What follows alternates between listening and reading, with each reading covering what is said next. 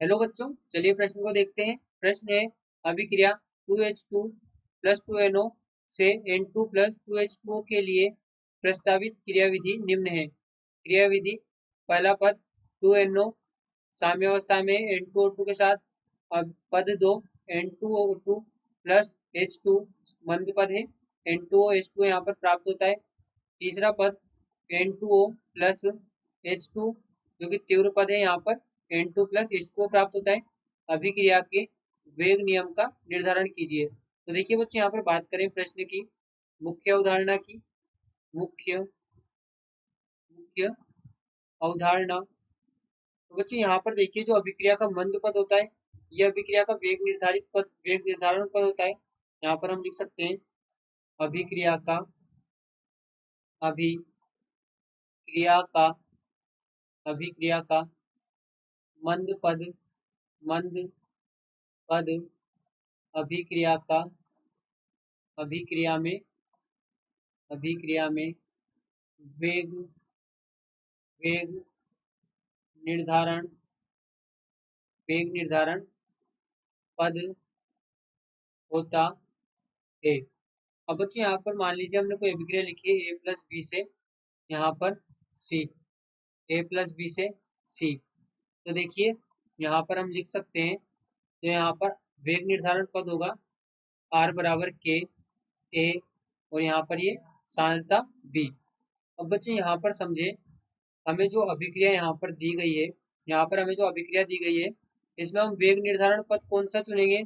हमने पहले लिखा है वेग निर्धारण पद, हम मंद अभिक्रिया को लिखते हैं। तो यहाँ पर ये हमारे पास में वेग निर्धारण पद होगा। तो यहाँ पर हम लिखेंगे R बराबर K और यहाँ पर ये N2O2 देखिए यहाँ पर इस प्रकार से लिखते हैं R को, यानी दर को, या फिर इसे वेग नियम भी कह सकते हैं। तो यहाँ पर N2O2 और ये हमारे पास में होगा H2।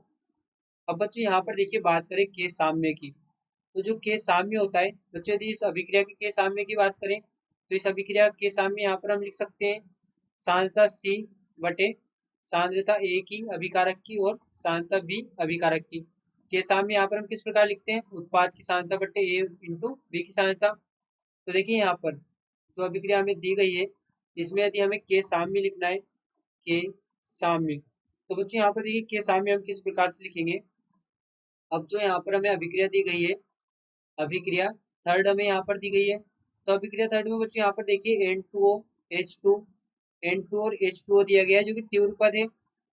अब यहाँ पर समझे कि जो थर्ड अभिक्रिया है, इसके हिसाब से यदि हम लिखना चाहें के साम्य, तो उसमें हमें यहाँ पर NO नहीं मिलेगा, और मंद पद में भी हमें NO नहीं मिला। तो यहाँ पर हम कह सकते हैं, तो यहाँ पर देखिए हम अभिक्रिया एक, जो यहाँ पर जो पद एक दिया गया है हमें, इससे हम यहाँ पर के साम्य लिखेंगे, के साम्य इस पद से हम लिखेंगे। तो यहाँ पर हम लिख सकते हैं N2O2 यानी उत्पाद बटे अभिकारक NO, और यहाँ पर अभिकारक 2 है, तो यहाँ पर 2 मोल है, तो स्क्वायर लगाएंगे।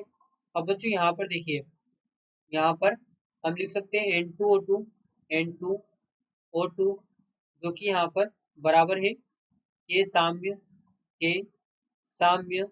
इंटू NO का स्क्वायर।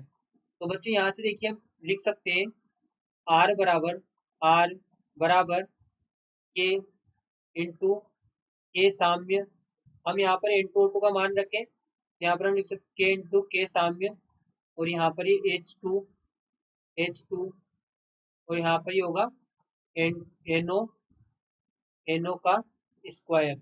यहाँ पर बच्चों जो N2O2 का मान है हमने अभिक्रिया एक में रखा है, तो यहाँ पर हम लिखेंगे R बराबर के इंटू के साम्य, जो कि यहाँ पर देखिए एक काम करें, हम के इंटू के साम्य को यहाँ पर लिख लें बराबर K1 के। तो यहाँ पर हम लिख सकते हैं R बराबर K1 जो कि यहाँ पर होगा H2 और NO स्क्वायर के बराबर। तो बच्चे यहाँ पर ही हमारे पास में वेग नियम होगा अभिक्रिया का ही हमारे पास में वेग नियम होगा।